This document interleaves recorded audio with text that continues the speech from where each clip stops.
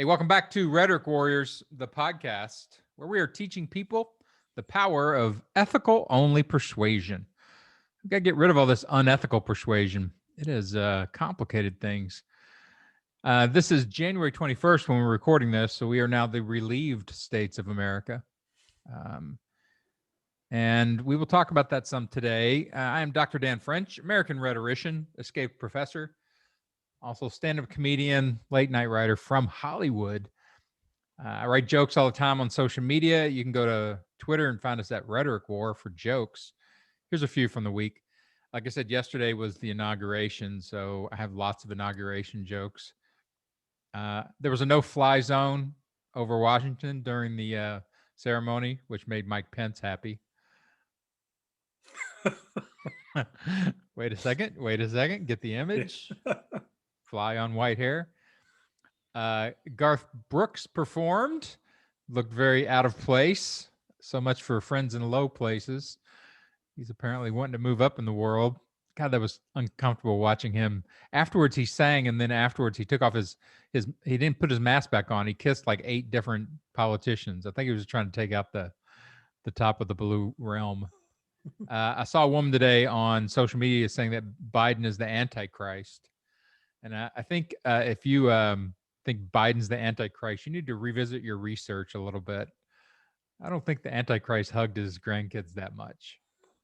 So the podcast today, I convert conservatives on the podcast, which is super fun for me. I talk to comedians about their politics, and we gather great stuff from Persuasion Pros. Go to rhetoricwarriors.com. Take a course. Just launched Converting Conservatives. Change the world by altering one wayward mind at a time. I'm going to teach all the blues how to turn people from reds to blues before the 2022 midterms. That's my thing. My guest today, I don't know. This guy I've known for a long time. I always describe you, Steve, as like one of the super nicest people I know. Funny guy, comedian, politically astute, had a radio show for a while. He's an editor, an actor. Everybody welcome Steve Gelder.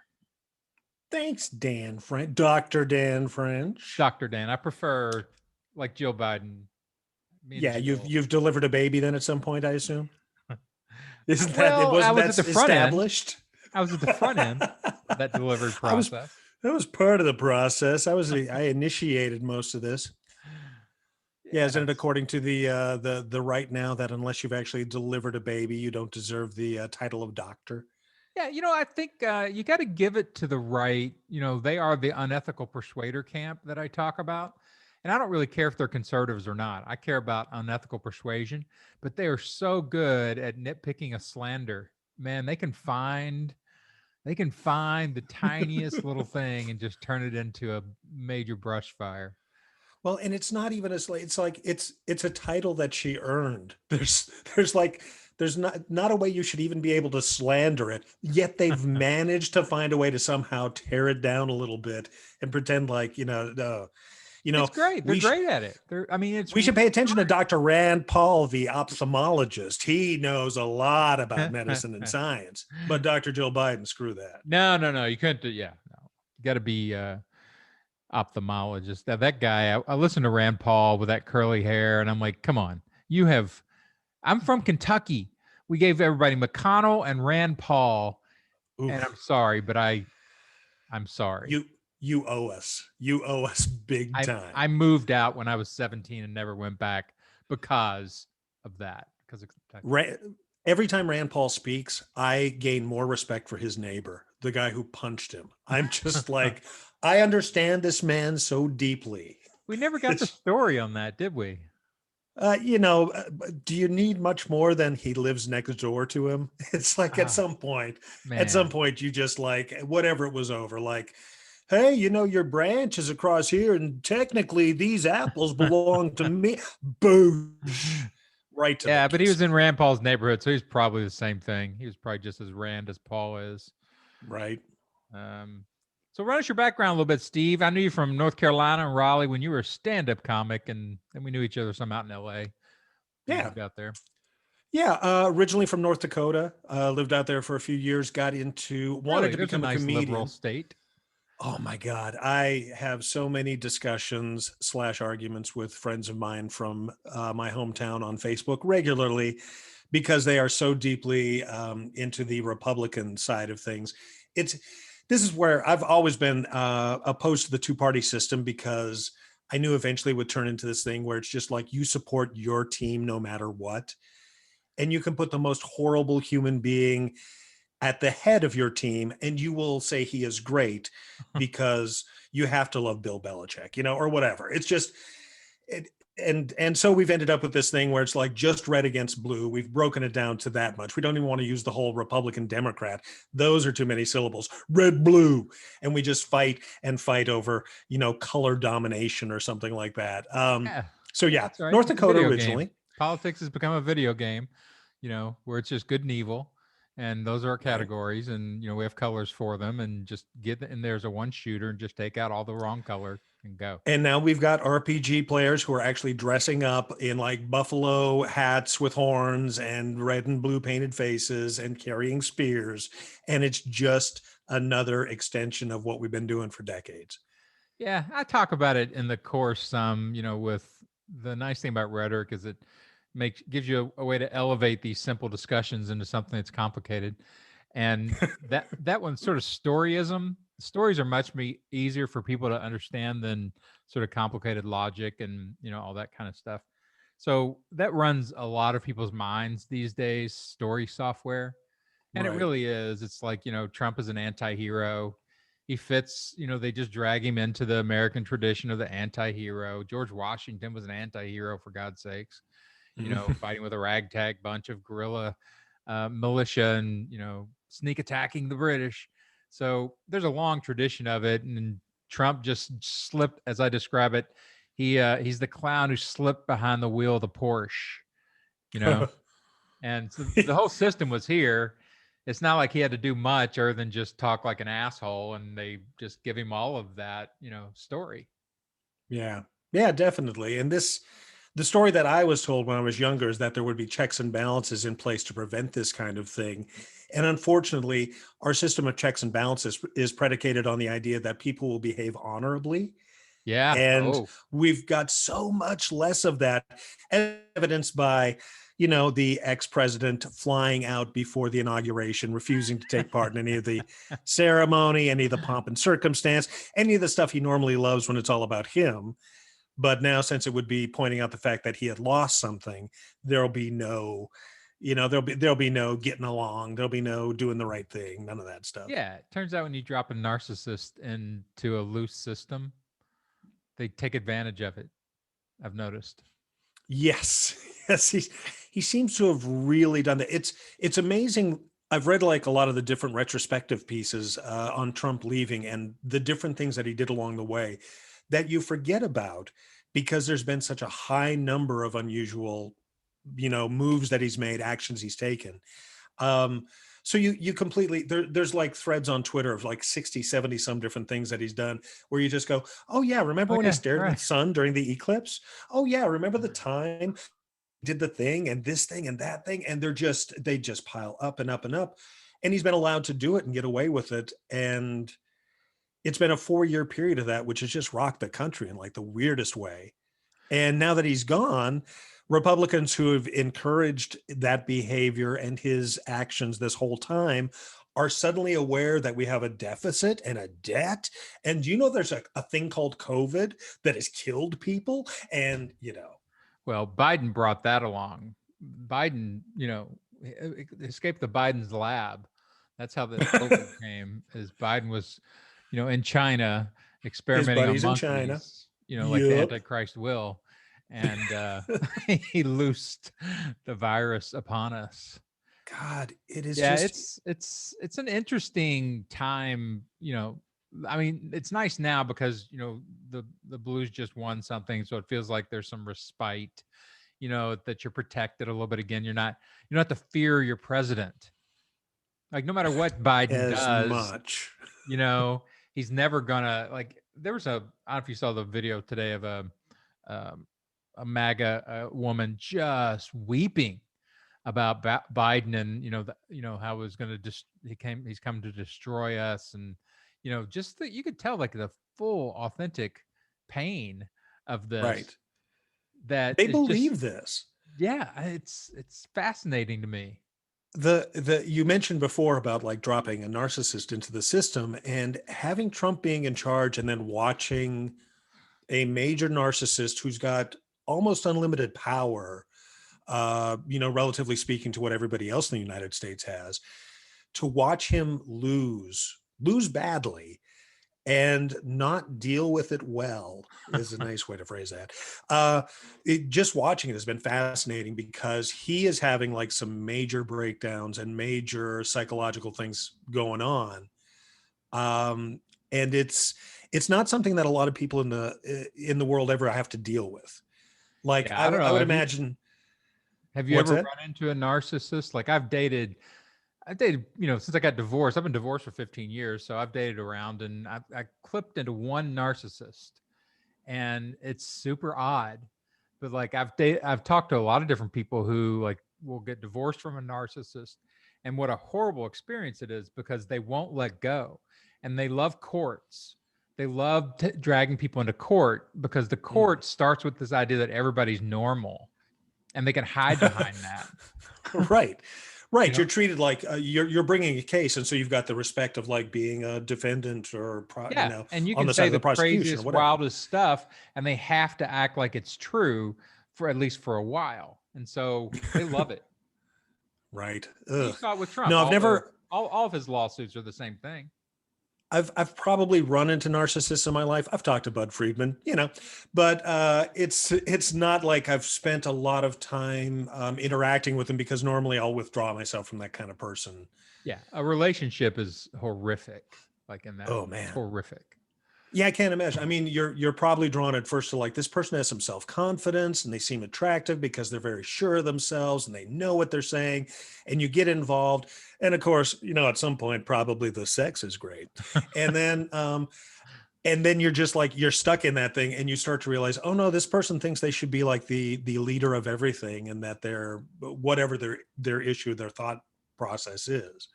Well, it's a tricky And psychology. Like you said, most people don't encounter it very much. And yeah, a lot of narcissists are really smart.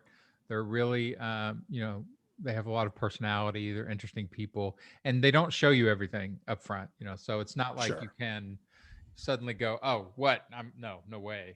So I think you're right. It's a really interesting time for the country to see what happens when you really open up our system to dysfunction, like a dysfunctional character, what they will do. Well, and the kind of dysfunction that it prompts in the part of the country that follows that team, that red or blue team. It's like people have lost their minds, people have lost family members, people have lost relationships, people have said goodbye to a lot of common sense stuff. There's the current thing that's going around with QAnon is that the United States has not been a country since like 1870 something, when Ulysses S. Grant, I think, was the last legitimate president of the United States. And we've been owned by the city of London since then.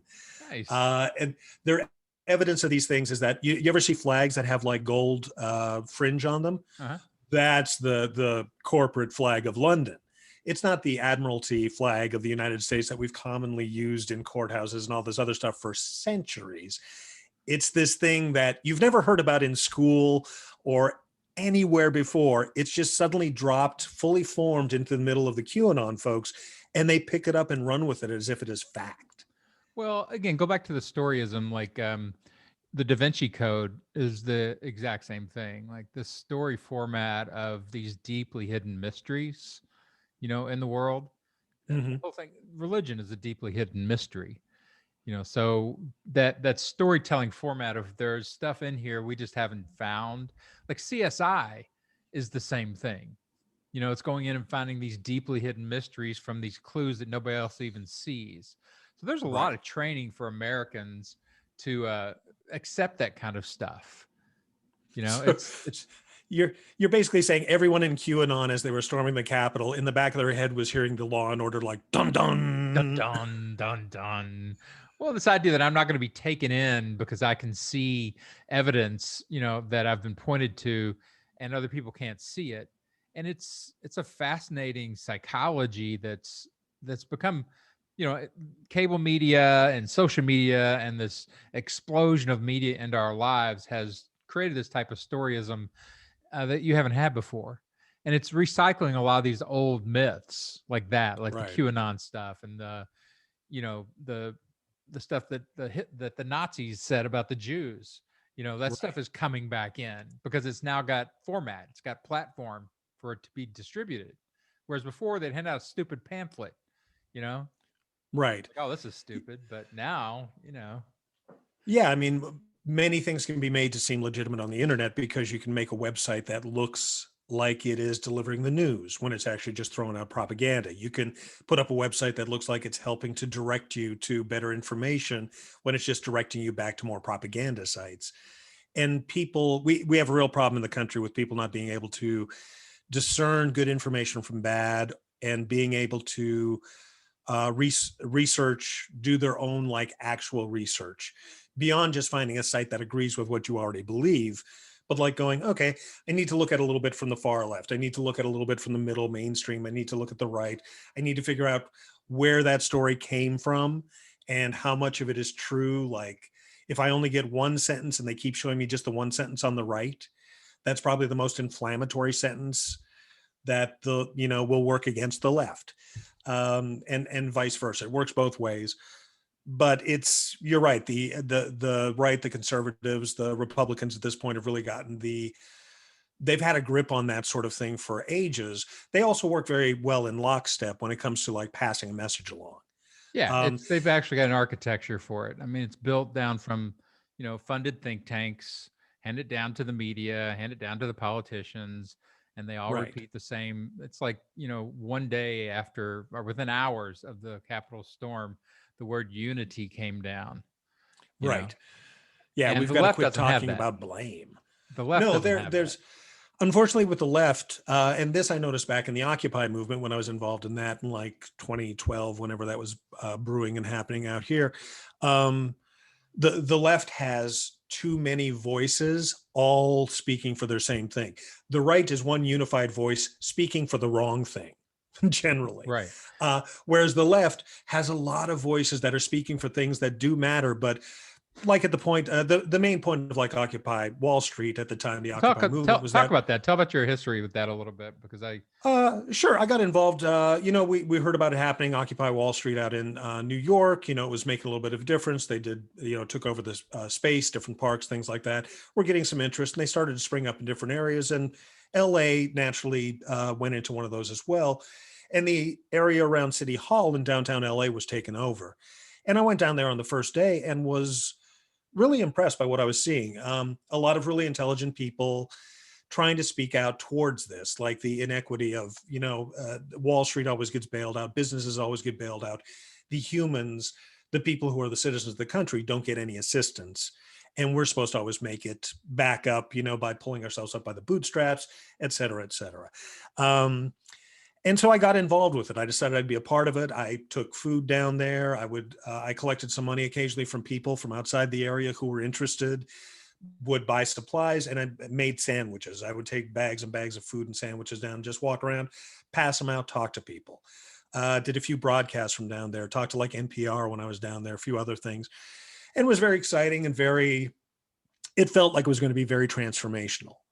And then, of course, at some point, the City Hall just shut it down. There was like a nighttime effort. I'd gone down a couple of times. One time specifically, I remember going down and just telling my wife, Drake, that I don't know why I did that. I just tossed both names out.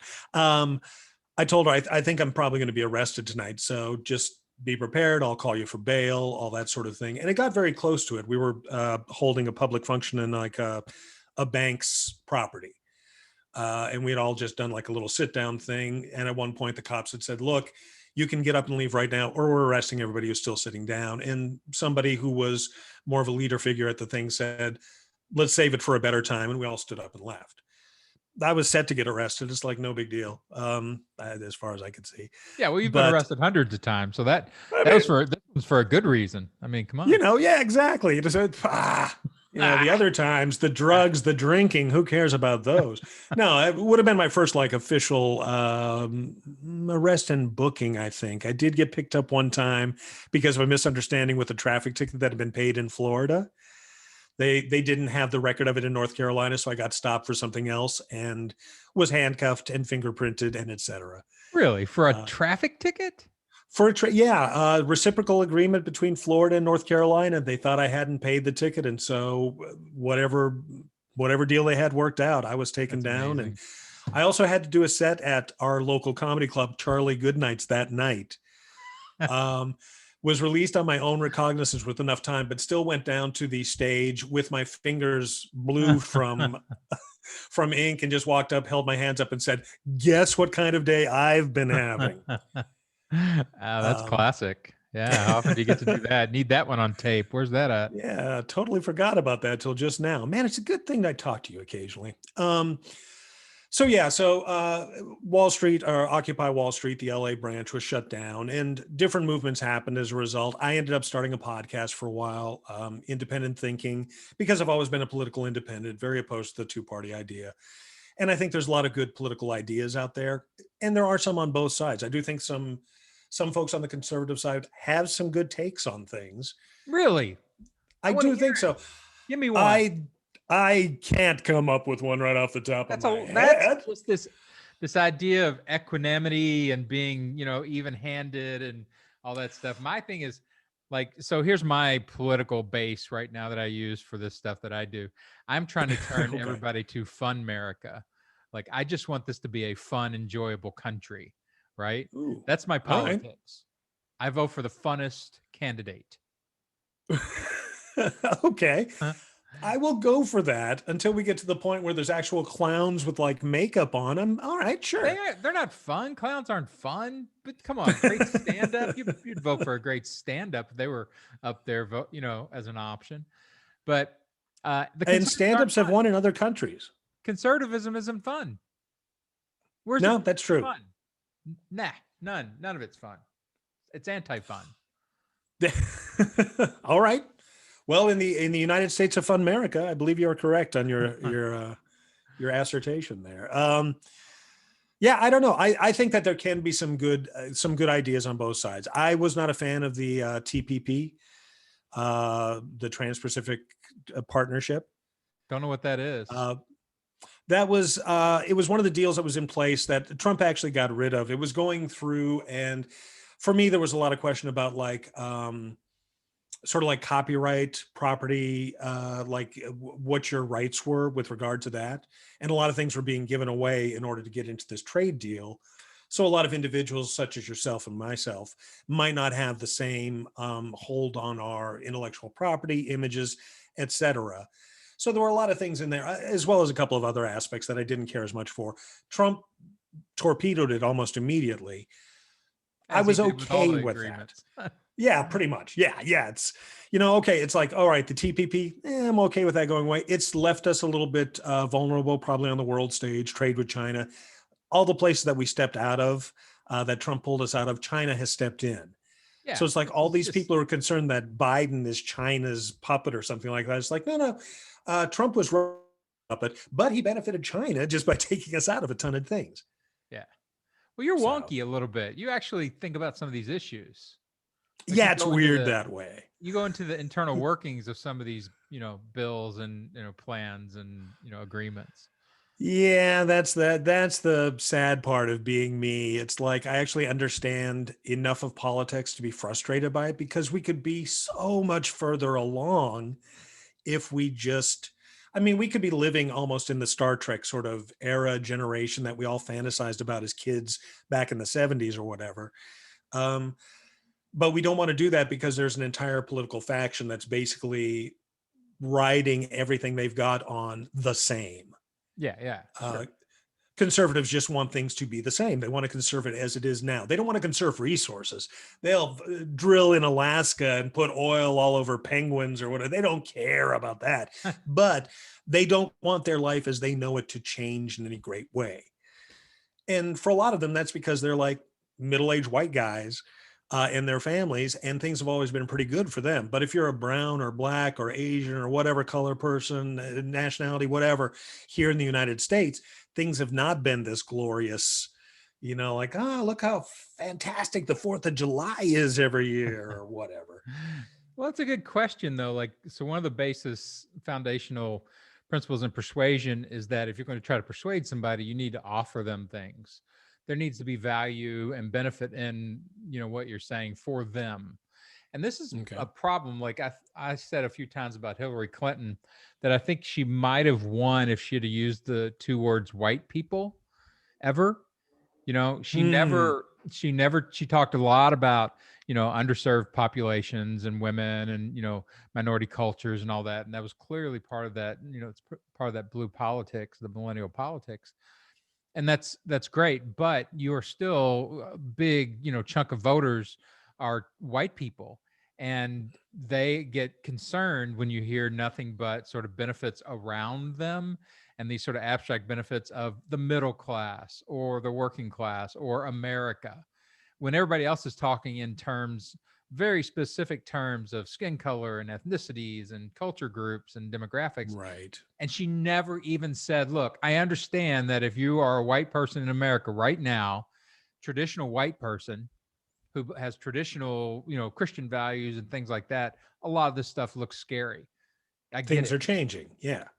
But we have to, you can't just put all the political energy towards people who've been underserved. You still have to give political energy to the people who, haven't done anything wrong in particular by going hard at the system that was here. So I think that's Right. been missing, in the Democratic politics. They still need to know what the benefit is going to be for them Yeah. if they're voting, Democrat or whatever in this particular situation. I think, part of the problem too, there was just like an enthusiasm gap for Hillary Clinton, of course. I mean, the numbers, the voting wasn't all that huge Yeah, she during the wasn't a election great that year. candidate by any means, but I just remember listening to it and thinking, okay, let's go back to basic persuasion, foundations. You are offering me nothing.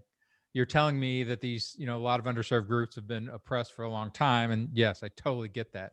But as a white man, like as a white male, I came through academics first. And when I graduated, with my PhD in the mid 90s, all the jobs that I typically could have gotten into, because I wasn't like a high powered academic, they took those sort of lower level jobs and they used those for affirmative action jobs. They didn't bring them into like the best jobs. They brought them into the jobs Right. where I could have gotten, and I became much less competitive. And then moved over to Hollywood. And the first job I got at Best Damn Sports Show, they brought me in for a 2-day test, which were illegal with the guild. And the head writer told me, he goes, yeah, your stuff's great. I can't hire you because it has to be a minority hire, because we're all Right. white guys here. And they never did hire me. They kept me there. I worked for a year and a half and I was never officially hired. Right. That was your 2-day trial extended to a year and a half. Yeah, because they didn't want to put me on the books as another white male. This is it's so minor, this kind of stuff, but in the entertainment industry, it's one of the few places where you can be discriminate just like as much as you want to, because you can put an ad out there. It's just like, I want an ugly Asian guy for this role. and you just have to go, okay, that's what they're looking for. It's specifically what they need for the script or whatever. It's not like you can just adapt that. Yeah, It's you're not fat enough. Right, exactly. They'll yell at you about that. I remember a friend of mine was trying to get me into the improv when I was before I even moved out here, just get into the system, work at some of their clubs. And he, told them about me, whatever. And they asked him, like, what's he look like? And he goes, I don't know. He's got dark hair, white guy, whatever. And they're like, we got enough brunette white guys. And that was it. Didn't matter what your act was. Didn't matter what you were bringing to the table, like comedy wise, which you'd think a comedy club might have some interest in. They were just tired of looking at like white guys with dark hair.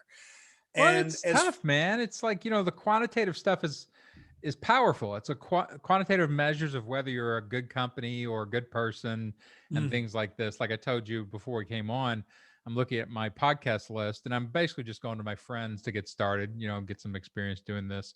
And that means like 16 of my interviews have been middle-aged white guys, three women and one Iranian American. And it's like, Yeah. I'm just going to the people I know. I'm not being discriminatory, and I'll open it up as I go. I'm just trying to get people who will say yes to me. So maybe it's Right. that I know how to get middle-aged white guys to say yes. Why, you would be one of the best middle-aged white hookers we'd ever have. It's my people. Yeah, I mean, it is one of those things. You'll find though. I mean, you start putting feelers out, you'll get other people who want to be a guest on the show because you've got like an interesting stance and things like that. I was able to get a lot of people to come on pretty quickly, just by asking because people want to get their message out.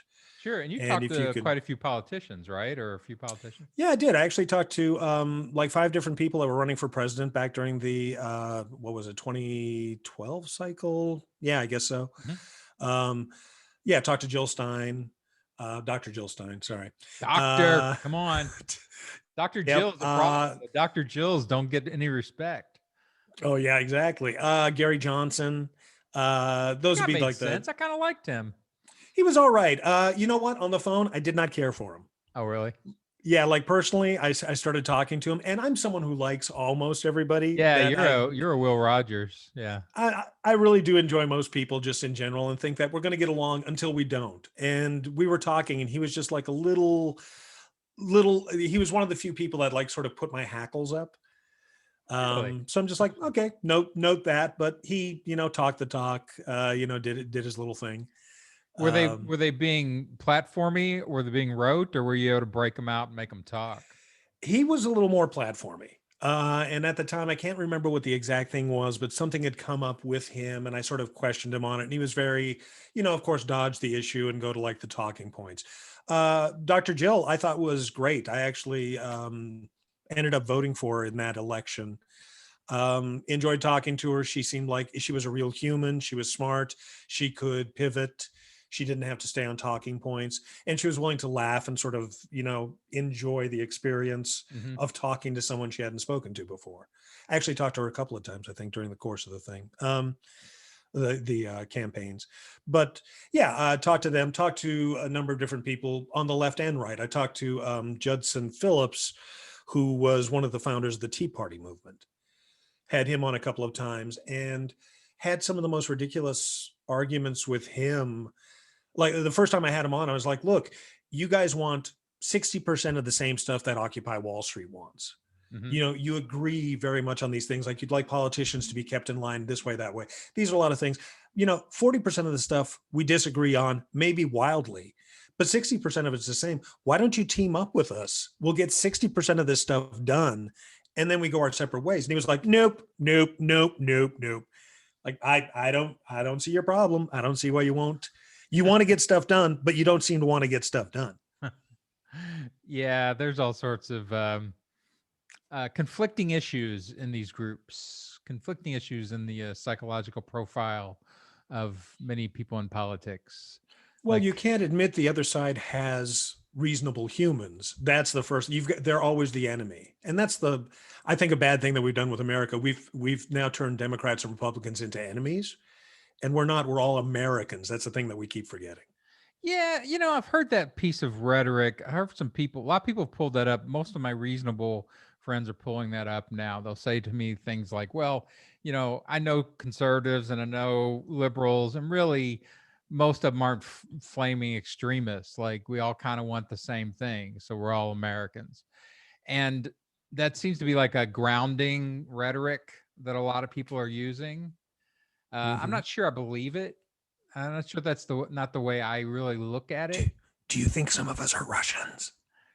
No, I don't really use the same categories. This is one of the cool things I think about rhetoric, being rhetorical and creative. Like creatives, like comics will just find new things, new ways of talking about these people. And that's what's fun about it. It's like, oh, I've never thought about that before. So rather than like the Reds and Blues, we maybe call them the Smarts and Dumbs, that kind of thing. Yeah, that's an option. Like if we wanted to take it on, as a comedic writing project, well, we're going to rename the parties. Then we could take it on and we could start being, okay, well, where's the comedy in here? Like I used to call it, like I said, is it the reasonables and the unreasonables? Because what you just said was the reasonable thing to do, the rational, reasonable thing to do would be to say, yeah, well, let's get all these things together and double up our energy and our resources, and then we'll worry about the others. but you're a reasonable guy and you're talking to an unreasonable person. Right. Yeah, that could be a way to break down the parties as well. Um, yeah, I wish we would just add to the parties. Actually, I wish Like that add there were. what? Like more parties? Like there are Yeah, systems that do that, like that have Canada. multiple. Canada's got like a good probably dozen parties almost that have some degree of power. And I think that would be nice because you could get that more nuanced thing. There are some liberal folks who would support all liberals, except they do have a problem with abortion.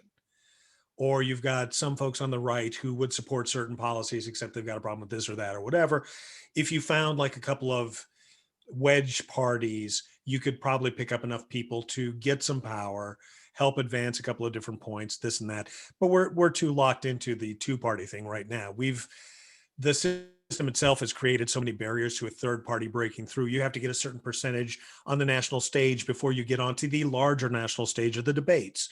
You have to have certain monetary requirements. You have to be on the ballots in all these different states. All these things that are nearly impossible for a third party to get together compared to the two power structures behind the reasonables and unreasonables. So Yeah, but they, even within those, like the caucuses, the Freedom Caucus was within the Republican Party. They all vote together, and that's essentially why governmentally that the Republicans are so right and so fundamentalist, because that's a fundamentalist subgroup within the party, and they all vote together, and they right. can't get around the Freedom Caucus. They can't get anything else in there because the Freedom Caucus kills it.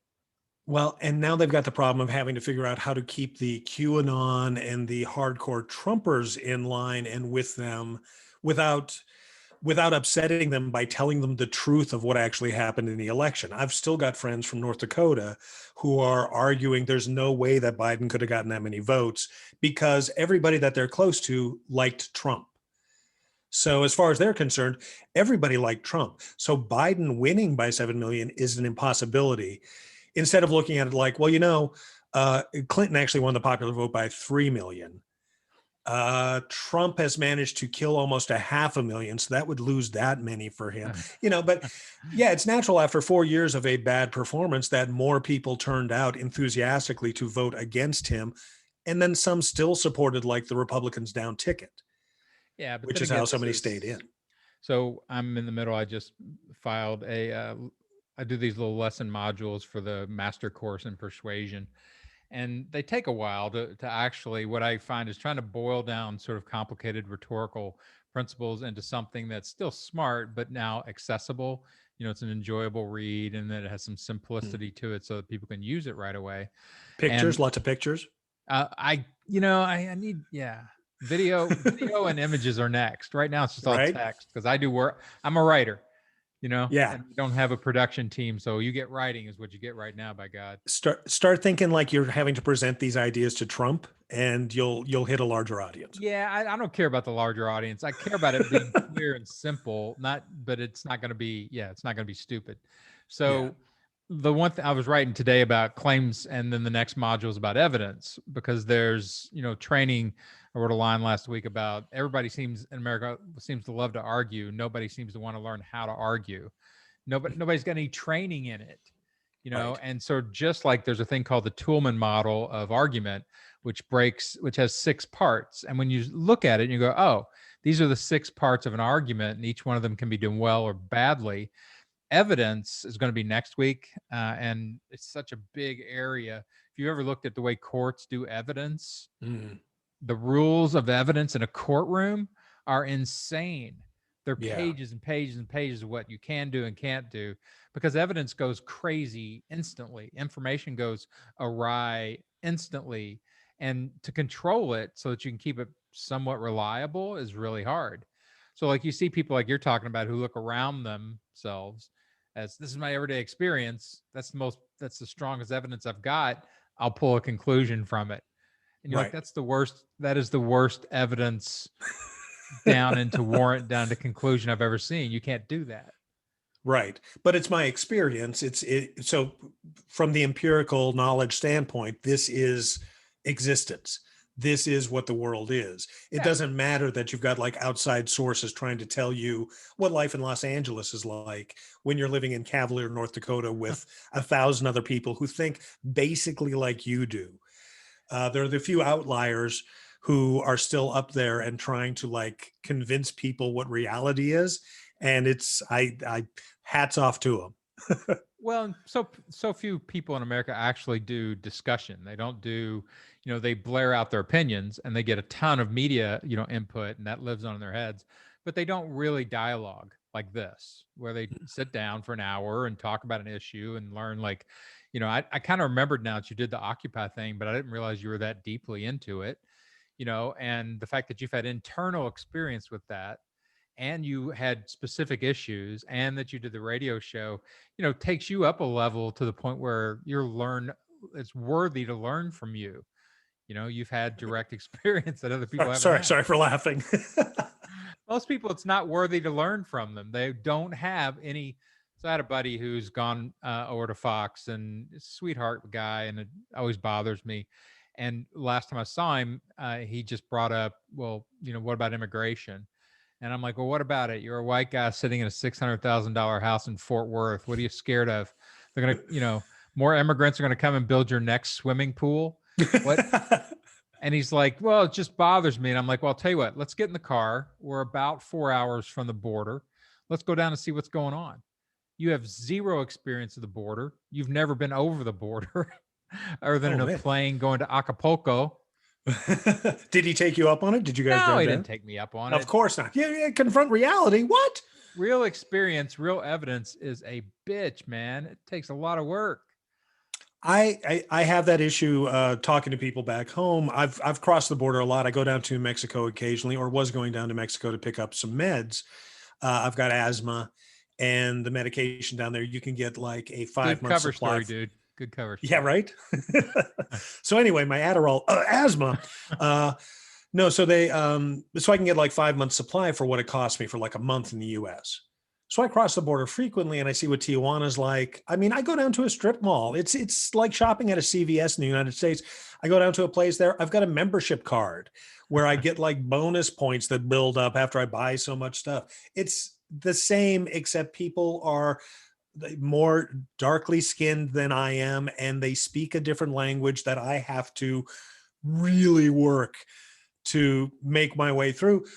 But they're fine. They're wonderful. They're awesome. I've had no trouble going down there anytime. I've gotten lost a few times, ended up at like weird little pharmacias somewhere else that weren't part of a nice, homogenized strip mall, and still got somebody who would help me and work with me and patiently listen to me butcher Spanish, and eventually sold me what I needed. So that's your empirical evidence of that Tijuana is safer than everybody's been told. Tijuana, these donkey shows, they've got people at the door. No, that's just like that basic thing. And then the other trips that my wife and I have made down there, we've been to a couple of different places. What's your wife's name again? Gray Drake. What was it? Gray what? Gray Drake. Drake duck. Yeah, which is actually a type of swan, not duck. So a drake is a swan? Yeah, it's a male swan. Really? Yep. There's a drake duck. There may also be the drake. It may be the male duck. There's drakes and hens, I think, are how they break it down. Gotcha. But I always think of it as the swan just because of whatever. Yeah, it's nicer. Come on. It's a big white duck. If I'm going to compare my wife to anything, I'm going swan and not like swan Mallard. Every time. There's no Duck Lake ballet, tell you that. It's great how you've got that green ring around your neck, honey. I forget where I was going with that. Oh no, so we've been down to like Monterey. We've been to a couple of the resort towns and stuff like that, and they've all been fun areas you want to stay out of. And it's also very off-putting to be walking down the street and see guards with machine guns in front of banks. That's just a typical thing in a lot of the communities down there, and it's something you're not used to here. We're used to like Barney Fife with a bullet in his pocket, in case things go bad there at the bank. No, that's the whole Capitol resurrection, right? It's like, oh man, we got a lot of guns in this country. We just never see them. Now we may have to start seeing them. Yeah, it's going to be an interesting time here for the next. I don't know how many years. We've gone through like a good 40-year period from Reagan on, I think, to set us up where we are today. And from here on out, the recovery, if we can actually manage it, you know how easy it is to screw things up. It usually takes twice as long to fix them. Yeah, I don't know, man. Like you, when you really dig into this stuff from at least from a messaging perspective and a strategy perspective, it was Nixon. You know, Nixon came out of the McCarthy era.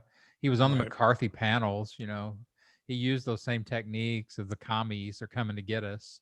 You know, he was one of the senators. You know, with the blacklist, and Right. he, you know, adapted all this stuff and decided, well, they screwed up the Democrats screwed up their attachment to the South with the Civil Rights Act. Let's go in there and get the Southerners. And he did it, man. And the party's still riding that ugly surfboard. Yeah.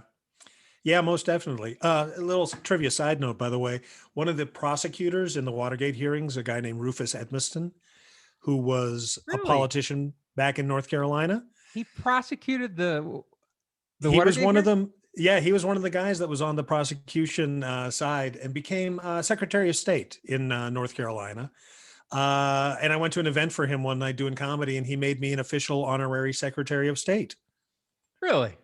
Yeah, he had cards printed off. He would just write your name in and like give it to you, and you were like honorary Secretary of State for life. Do you want to hear my Rufus Edmondson story? Oh yes, I do. It's just the opposite of yours. Uh-oh. He Uh, took away your citizenship. well, pretty much. I was doing a gig, a benefit at one of the golf clubs there in North Carolina, and he was in the audience. And Tommy set you up with that by any chance? I don't remember. Maybe, Okay. yeah. And I was doing a bit about being from Kentucky, and he yelled out drunkenly, "Yankee, Yankee!" And I'm like, "Dude, you cannot call me a Yankee from Kentucky." He goes, "Yeah, you were neutral in the Civil War, didn't fight on our side." So he excommunicated me from the South. Yep. Very opposite opinions then with Rufus. Yeah, he was Yeah, I knew hilarious. He was funny. he was actually a very funny guy, and I mean, for a politician, I think got some stuff done. Also got in some trouble at some point. There were a couple of different like dust ups where Rufus had, I think, used funds like inappropriately to redecorate his office or Well, his some name is nonsense. Rufus. Come on. You gotta, what are you gonna get when you bring in a guy named Rufus? Yep. But yeah, that's it's a weird world because I remember going home like when I was a kid when the Watergate hearings were going on, and I actually paid a little attention to them. Not just in that they were screwing up my afternoon TV watching and all the cartoons and Batman reruns weren't available. I watched a little bit, and it's weird to watch adults get in trouble, I guess, when you're like at that Yeah, age that's and you're true. sort of seeing the whole thing go down. It's like, wow, this is some serious whatever. And then years later to meet somebody who was involved in that process, it's just like one of those, wow, it's a small world. And if you're paying attention to a lot of different factions of it, you realize how the interconnectivity and everything works. Well, you know, we've been on that side, on that from the other side in comedy. People meet you, you know, in real life. Like I've been out places, and somebody's like, "Oh my God, you're the comedian from such and such," and you know, you're a mythical figure. And politics is the same way. It's a different mythology, It's and show business for ugly people, as it was referred to. yeah, it's show business without, yeah, without as much, doesn't look as much fun, but maybe it is. I don't know. But I look at it and from my perspective of I'm kind of interested now. I never did politics. It wasn't until Trump I got interested when I started to see, oh, okay, here's a really strong unethical rhetoric coming in, and it's Hmm. creating storm. Like it's the first time there was the ability to get in there and create a storm. That's interesting to me that you weren't. You're a smart guy, and I would have assumed that you were more of a political animal, just because of that. I I would monitor politics, but my area was with intellectualism, like that takes up most of your time.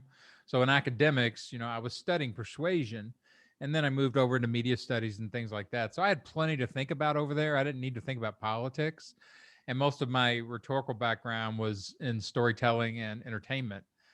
And so one of the reasons I got interested with Trump is Trump brought entertainment principles over into politics.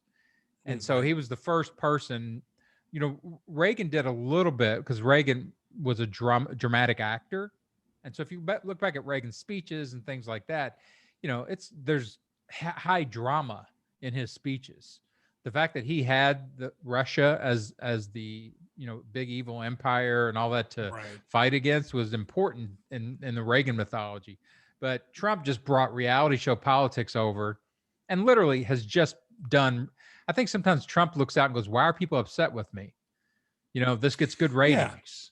He was for so many years protected by the production company around him over at The Apprentice. They took away the stuff that would have gotten him in trouble with the public. They kept the tape secret where he says horrible things. Yeah, right.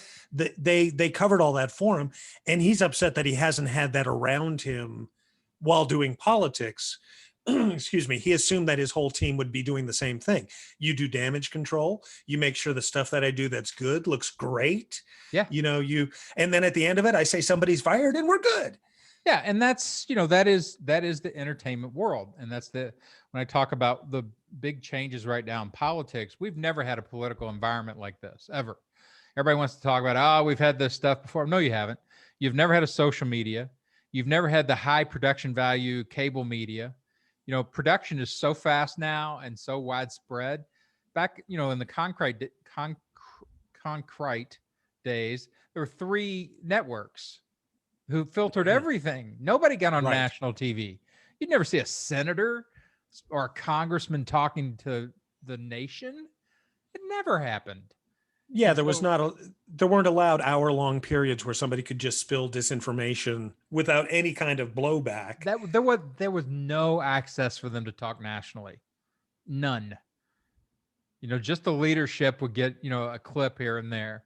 And so now suddenly we're exposed to this massive, hurricane of political discourse, because the channels have expanded so much and we don't know what to do with it. Like Americans, human beings are not used to processing this much information coming that highly produced. It's not even close. And you see it overwhelming everybody's brains. I used to know one of the guys who was one of the first newsmen on CNN when CNN first started up as like a 24-hour news, station and network. What was and his he name? said at the time, John something. I cannot recall his last name right now. I know a guy. We have all these overlaps today. I know a guy who started CNN too, Jim Guthrie. Oh, interesting. I can't think of John's last name. And I went for like a lunch with his wife and he one time when I was back during my first marriage and stuff. My wife had met him through like a real estate deal. She was doing some real estate at the time, my ex-wife. And nice guy, great guy. And we talked about just discussing CNN and stuff like that at different points. He said, we were worried that we wouldn't have enough to like fill the cycle. And we had these hour-long shows constantly where you went really in depth and got really wonky with these people. And so it was really fascinating and it was really great for us. And we felt like we were really doing something by giving a little more life to these stories and more in depth. And at that point, when I knew him, this would have been like early 2000s. He was like, now it's turned into just these 15-second sound bites, that are repeated throughout the day. And it's the same story at the top of the hour, every hour until a new, bigger, scarier, whatever story, more impressive, more entertaining, would take over the cycle.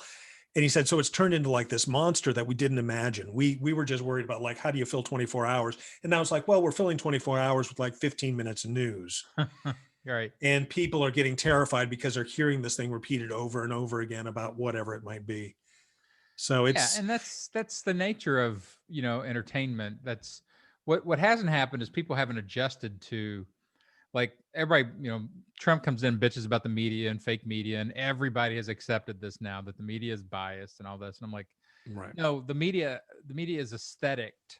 It has an aesthetic that everybody will pay attention to, like terror, danger, fear, intensity of emotion, quick stories, all these things.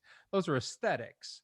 Right. But if you don't treat them like that, if you treat them like information, then you're filtering your information in from the wrong channel, and suddenly you're addicted to this stuff. Right. You've got fear-based information coming in, which causes stuff to fire off in your brain. And so you get addicted to that feeling of like, I'm a little scared, but I think I'm doing okay. Well, It- they do dissonance and catharsis constantly. They ramp it all up, and then they cut to a commercial, or they cut to a different story, or bring somebody else in, and things like that. So they heighten it, and let you down a little bit, and right. then heighten, let you down a little bit. And so that aesthetic experience is what gets everybody. But then that's, like you said, it's how we're getting our information. It warps the information. Yeah. Yeah, it's a weird, it is a weird time to be trying to just like discuss points with people, because you can't always agree on what reality is. Like I was saying earlier, there are people who just will not at this point believe that Biden got 7 million more votes than Trump.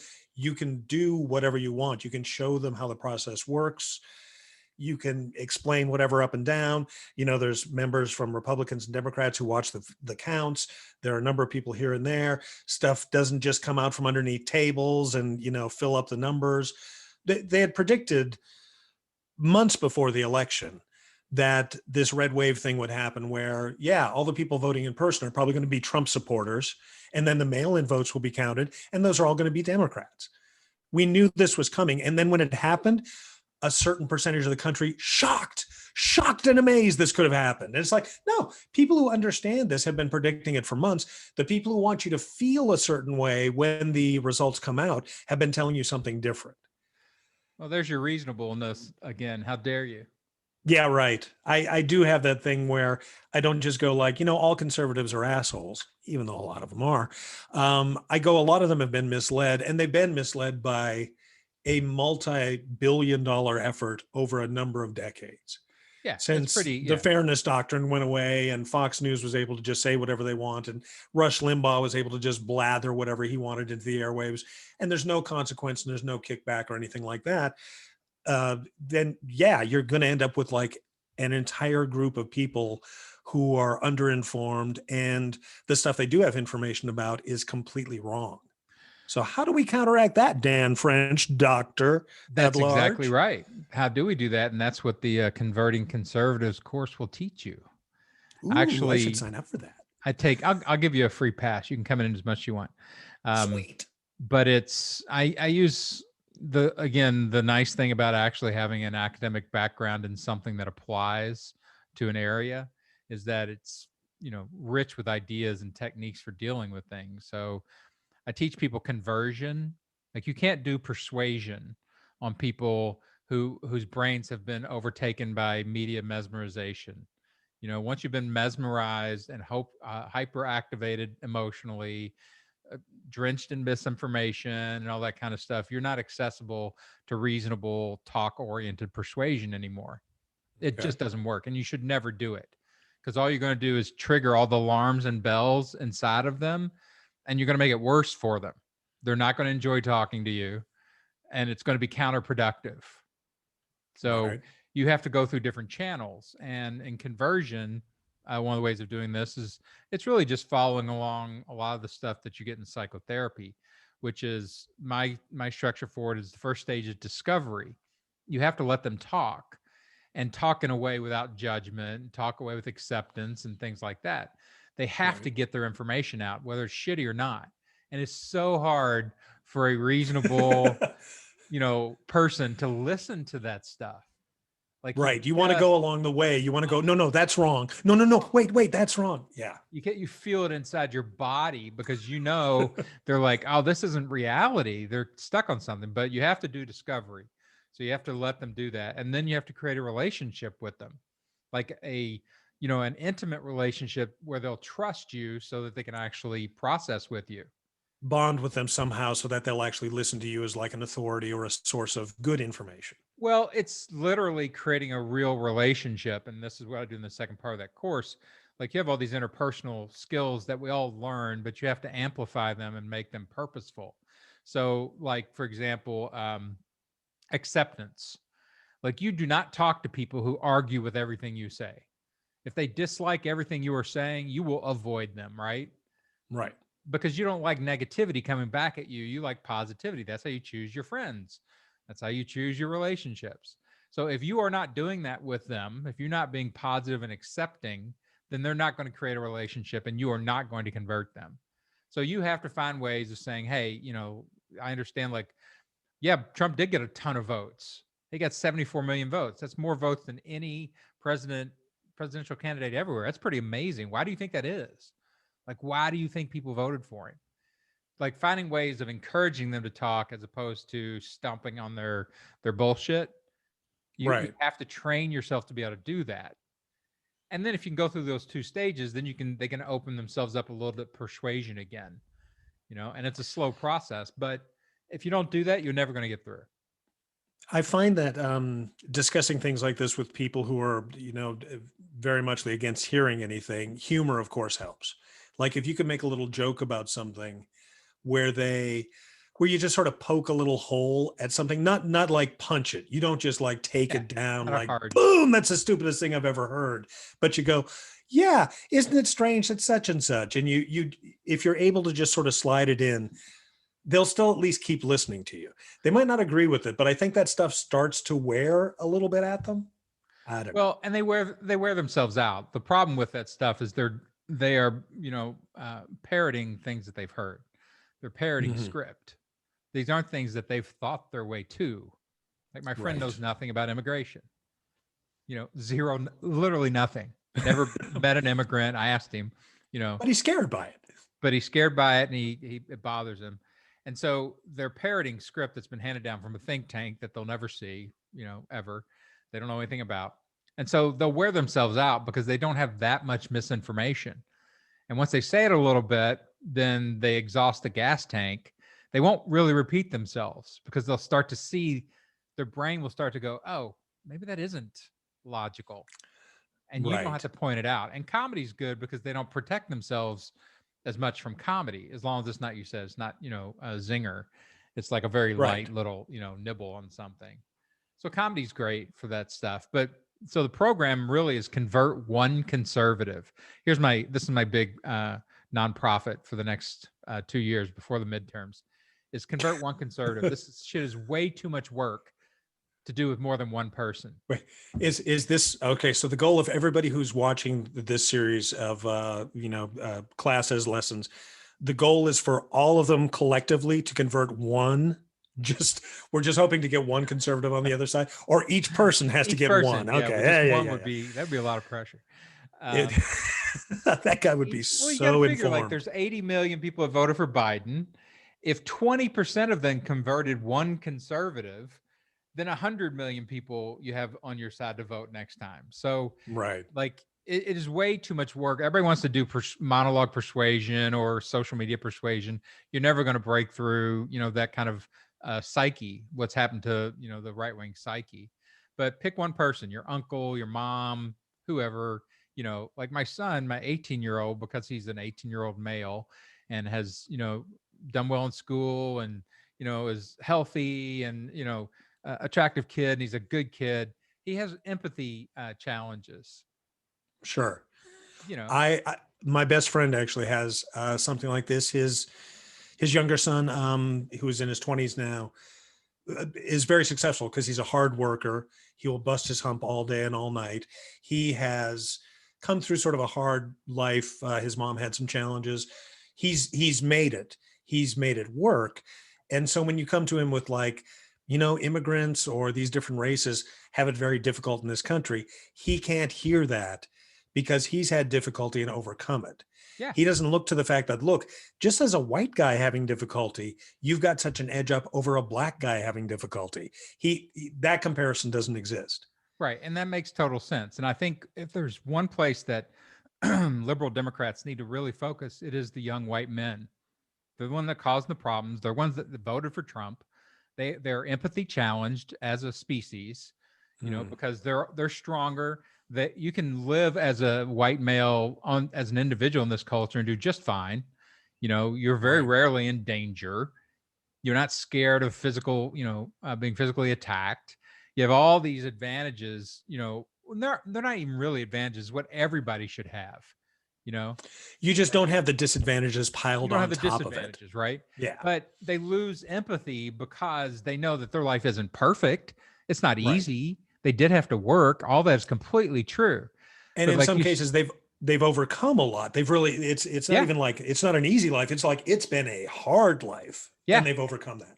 And so the whole rhetoric of helping others is the wrong rhetoric to use for them. It really should be, how can we help you? Right. Because that's what they're used to and that's what they would respond to. And then you can get in there, then you have a relationship, then you start to expand what they see and you can do some conversion. But if you don't go through those stages, you're just always going to be, what's wrong with young white guys? They're just shooting everything up and they don't give a shit. And I'm like, well, there's a reason for that. They're not biologically born that way. They're Right. culturally created, which means you can change it. So yeah, that's the idea. Yeah. No, it is a fine effort, and I wish you all the luck in the world with it, because man knows we need something, because yeah, it's we're in a messed up place where people don't understand the system of politics that they're now suddenly engaged in, which is why the QAnon folks and the Trump supporters actually thought that January 6th something could be done. Right. Like, if Biden just says the magic words, boom, we have to have a whole other election or something. It's like, no, this has all been certified by the states, which was certified on the county levels, which was certified in the cities, this is all up and down the line, has already been taken care of. There is nothing to be done on January 6th, but people still believed that there was that thing, because we don't understand the arcane system of, electoral colleges and how our voting system works. Yeah, well, we shouldn't understand it. Like you said, it's arcane. It's come from the past. It's, got all these weird, sub rules within it that have been developed over time, by people that we don't know. And it is confusing. It doesn't make sense. It doesn't make sense the way people vote. It doesn't make Right. sense why they vote for who they do. Nobody really understands each other. So when you get into that and you're like, okay, well, we need to clean some things up here. The only real answer, you can't really limit the unethical persuaders. Predators are going to predate, and that's what they do. Yes. All you can do is make the prey a lot better at understanding what's coming their way. Right. And so to do some education and get people to see that, that's really what the goal should be, where our energy should be. But we'll see how Yeah. it goes. So getting back to what you were asking before, after North Dakota, then I moved to North Carolina. No, it's and the fourth hour of the podcast goes. Here we go. Well, it's been super fun, man. Like I keep catching up with people I haven't talked to for 10, 15 years. Yeah, I saw you had Kostaki on the other day. That's always a blast. I had a lunch with him not too long ago. Yeah, he's awesome. I mean, I've collected all these nice people from all these different worlds that I've worked in and been in, over the years. So it's been super fun actually talking directly for an hour about things. So I've enjoyed it. Whether somebody will listen to it or not, who cares? Hey, look, don't let that stop you. Have you seen how many podcasts people are pumping out there? Yeah, As soon as this pandemic hit, like the podcast category on iTunes quadrupled.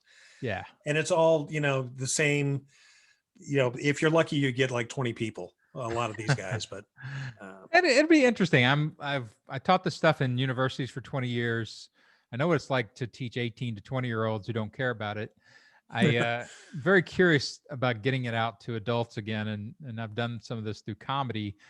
We'll see how it goes, for a brand online and doing podcasts and blogs and things like that. I'm enjoying it. So that's the important thing, that's all. You got to enjoy some of this life, aside from trying to educate people and make changes and stuff like that. Enjoy a little of this. As long as I'm enjoying it, I don't need to pay rent. That's fine. I enjoy being, on the streets. I'm all good. Right. But I'll look for you fun, Steve. Look for you on a corner of Austin, just yelling rhetoric at people. Rhetoric. Well, that's the cynics, Diogenes. That's what they used to do, is bark shit at people. That's why they were known as the cynics. They yelled out honest evaluations of people on the street. That's how you find an honest man. You just give him honesty and wait till he gives it back to you, I guess. Of course, they were killed a lot by people who didn't like what they said. But hey, that's the price you pay for being a rhetorician. So yeah, appreciate it. Thanks very much. I will talk to you soon, or not, another 10 years. We'll get back together. We'll do another podcast in a while. If anybody wants to find me on the internet, I am at Steve Gelder, Gelder on Twitter, Instagram, Facebook, pretty much any place you'd want to follow me. I just call myself by my name. It's worked so far. Yeah, it's a good name. The Geld. For some reason I always think of Guildenstern and Rosencrantz are dead. Oh, nice. I, being from a farming community, used to get gelding a lot as an insult. Well, you're Uh, the Gelder. You're not the Gelding. yeah, yeah. Keep that in mind, buddy. Yeah, don't get too close. Well, thanks again for coming. We'll see you again next time on Rhetoric Warriors. And remember, thinking is great, but maybe good thinking is even better. So we'll talk to you soon.